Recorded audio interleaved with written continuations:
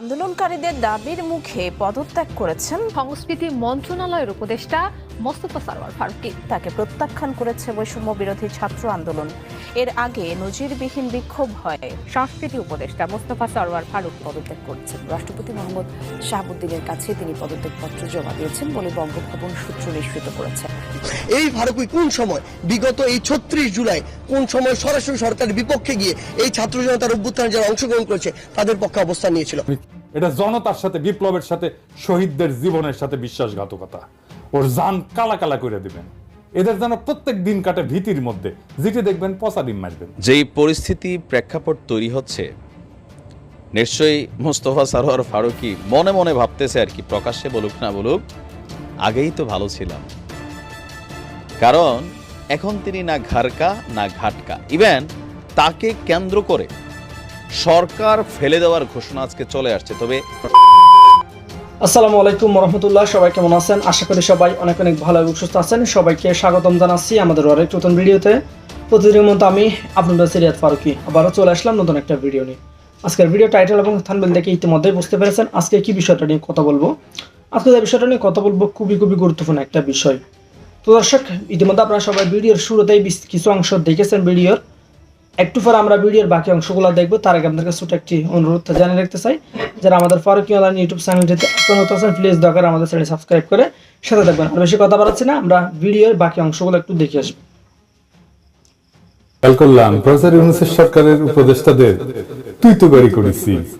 হাসিনাকে তুই বলতে কয়েক বছর নিয়েছিলাম, আমি শেষে হাসিনাকে গেলে মাতারি কইতাম। আর ফারুকী প্রিয়াঙ্কা চোপড়ার বয়ফ্রেন্ড আব্দুল হামিদকে তার নেতা বলে ঘোষণা করে। দেখেন, সেই হয় বিপ্লবের পরে উপদেষ্টা। কারণ সংস্কৃতি উপদেষ্টা হওয়ার মতো লোক আর নাই।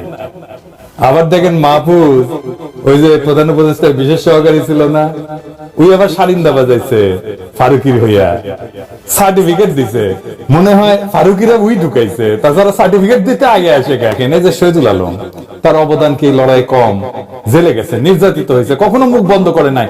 তার ভয়েস সারা দুনিয়ায় শুনছে, তার প্রতিষ্ঠিত দৃক গ্যালারি সারা দুনিয়ায় পরিচিত। বাংলাদেশের ফটোগ্রাফিতে তিনি এক হাতে অনন্য উচ্চতায় নিয়ে গেছে। দুর্দান্ত ইংরেজি বলেন, সারা দুনিয়ায় ওনার বন্ধুরা। হিউম্যান রাইটসে বলেন, আর্ট কালচারে বলেন, পলিটিক্সে বলেন, আমি দেখছি তাদের অনেকেই। দেখেন এই সেই অরুন্ধতী রায়ের সাথে আমাদের আর্ট কালচারের লোকদের যোগাযোগ নাই, কিন্তু উনার আছে। উনারে সংস্কৃতি উপদেষ্টা করা যেত না? সারা দেশ উল্লাস করত, আমরা খুশি হইতাম উনি সংস্কৃতি উপদেষ্টা হইলে। তাহলে ফারুকী কেন? নিশ্চয়ই কোনো বিশেষ কারণ আছে, বিশেষ উদ্দেশ্য আছে। উদ্দেশ্য হইতেছে মুজিব প্রেমীদের দিয়া ইন্ডিয়ান কালচারাল হেজিমনি আর আওয়ামী নটনটিদের পুনর্বাসন করা। আর মাহফুজ ওরা সার্টিফিকেট দিতেছে। এরা জায়গা দিবেন না। এটা জনতার সাথে, বিপ্লবের সাথে, শহীদদের জীবনের সাথে বিশ্বাসঘাতকতা। ওর জান কালা কালা করে দিবেন। এদের যেন প্রত্যেক দিন কাটে ভীতির মধ্যে, যেটি দেখবেন পচা ডিম মারবেন। মোস্তফা সরওয়ার ফারুকীরে পচা ডিম কেমনি চিন্তা হয় জানেন তো? পানির ডুবাবেন ডিম, যেটা ভাসপি সেটা ডিম গুলো পচা। কম দামে পচা ডিম বিক্রি করে মুদির দোকান গুলো। পচা টমেটো হইলেও চলবি, কাজে লেগে যান। ওর উপদেশটাকে হান্দাই দিব আমরা। দুনিয়া পচা ডিম, পচা টমেটো পলিটিশিয়ানদের মারা যায়, কোনো অপরাধ নাই।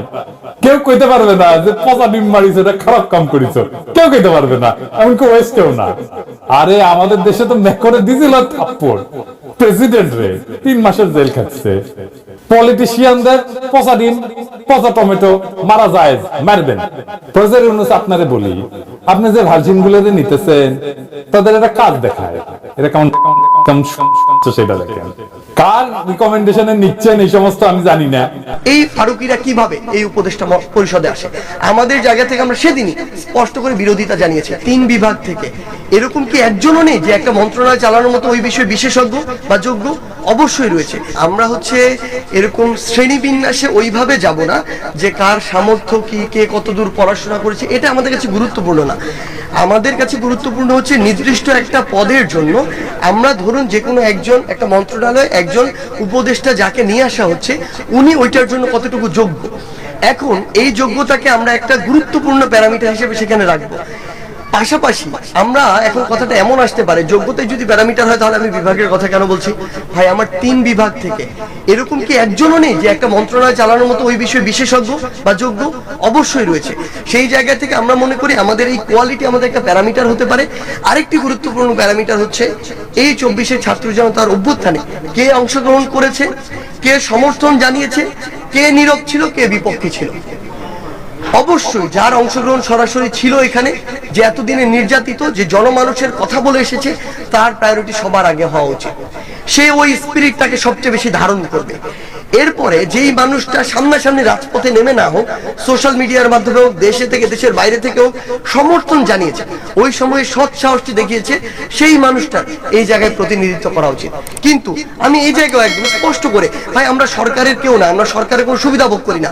সরকারের ভালোটাকে ভালো বলবো, সীমাবদ্ধতাকে সরাসরি আমরা কটাক্ষ করবো।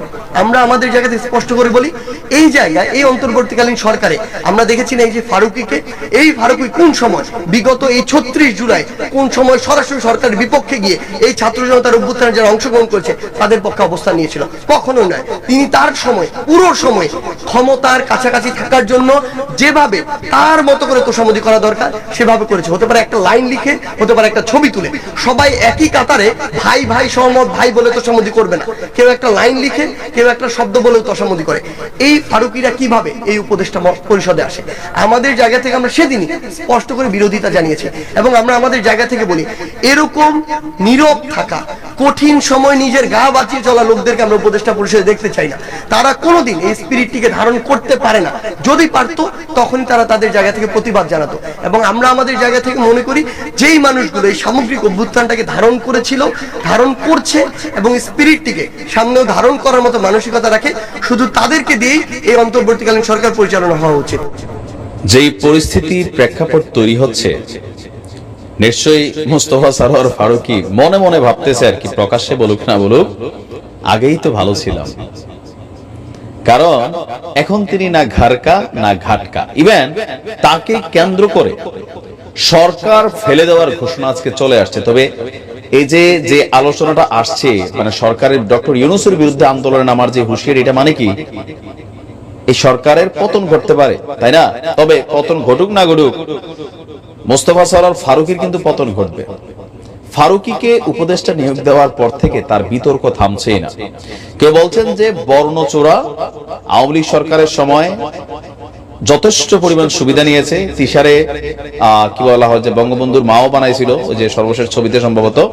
এর পাশাপাশি বাংলাদেশের আলেম সমাজকে নিয়ে মৌলানা শফি আহমেদ শফিকে নিয়ে বলছিল তেতুল হুজুর, এই শব্দগুলো তিনি কিন্তু লঞ্চ করছিলেন। এরপর তার বিভিন্ন কিছুতে নাকি সমকামিতা, তার নাটকগুলোতে অশ্লীলতার প্রমোট আছে।